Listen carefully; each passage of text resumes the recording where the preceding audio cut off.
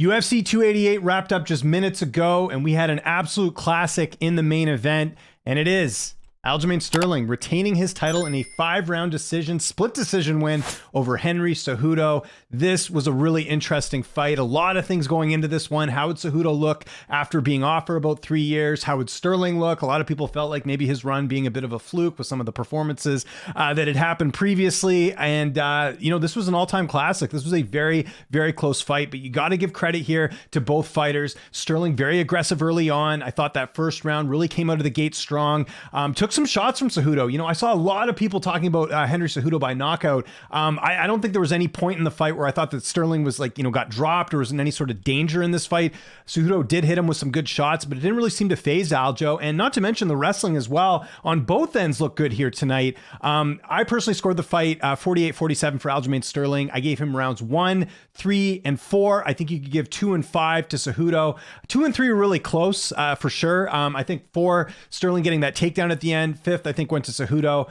Either way, I'll have to go back and rewatch it again. I'm just talking this off the cuff here, but you got to give Sterling credit here. Again, he was plus 100 underdog. Listen, I talked about this on Monday. There's people who don't like Aljamain Sterling, and I get that, and I feel like there were people going into this fight that were blinded by how good Sterling is. And I know some of the sample sizes that we've had, the Dillashaw fight, him being injured, the second Jan fight, people, felt like maybe Jan won that one. I don't know, but you got to give credit to Sterling for this performance. Again, Cejudo is one of the greatest fighters we've seen in the octagon.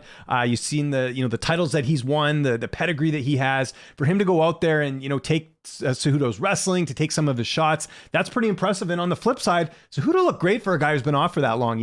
I thought that in itself was very interesting.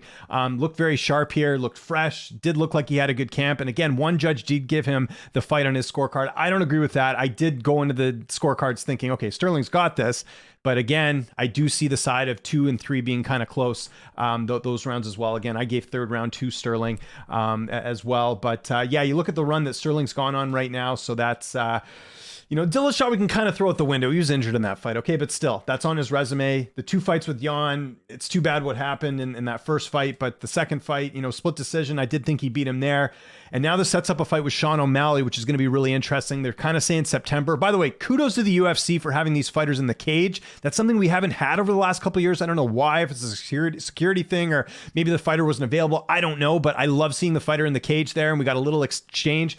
That's the type of stuff you can put in a countdown show or a promo or whatever. I really like seeing that, these two in there. One thing I was surprised with in this fight, a lot of Cejudo fans in the arena. Again, I think there's a lot of people who just don't like Sterling, and even in New Jersey where, Sterling is, sort of getting the hometown advantage, it didn't really matter. I heard more Cejudo cheers than anything else. So that was kind of interesting as well. But it sets up now Sean O'Malley and Aljamain Sterling.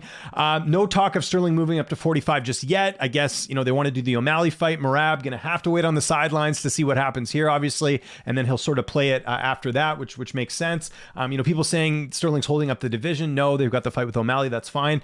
And Cejudo didn't really say he was retired, although where does he go from here, right? I don't think there's much coming off a loss, and I know it was close.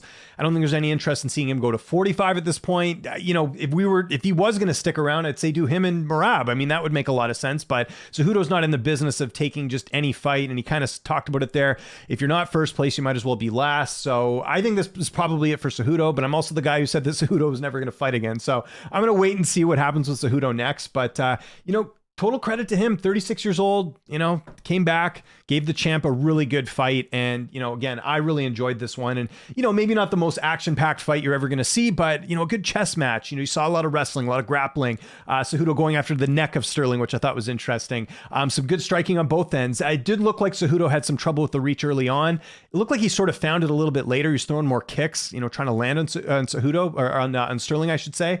But that was kind of, again, another part I think people missed a bit, people talking about Cejudo's success. A lot of that success was at 125. The reach is not going to be much of an issue if he's fighting at 125 as opposed to 135. So Sterling, the bigger guy, did play a factor in this fight, I felt as well. But kudos to Aljamain Sterling putting on a great fight in the main event, getting it done by split decision. And his next fight, like I said, appears to be Sean O'Malley in possibly September, but we'll see what happens there. So first off, I want to know how you guys scored the fight. Did you score it for Sterling? You scored it for Cejudo? Would love to hear what rounds you gave to each fighter. Definitely want to get your scorecards on that. Second, Sean O'Malley, Aljamain Sterling. Who do you have in that fight? I honestly don't know because, again, it's tough to say.